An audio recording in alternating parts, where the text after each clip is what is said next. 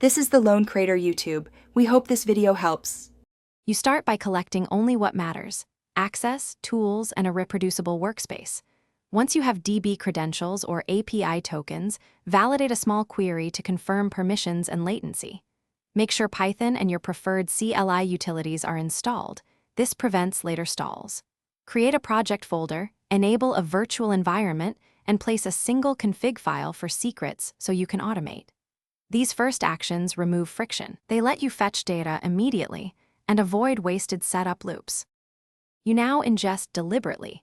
Grab a representative sample to confirm schema and spot anomalies, then scale. Once done with sampling, choose streaming for near real-time needs or batch when throughput matters more. This trade-off affects latency versus cost. Apply lightweight transforms at ingest, normalize timestamps, coerce types, and handle nulls to prevent downstream surprises. Make sure to log metrics and errors during ingestion so you can replay failures. This reduces rework and speeds up iterations on your pipelines. You finish by validating results and automating repeatability. Compare row counts, key distributions, and checksums to expected values. This confirms integrity. Once validated, wrap the pipeline in CI and scheduled runs, add alerts for error rates above thresholds, and store run artifacts for audits.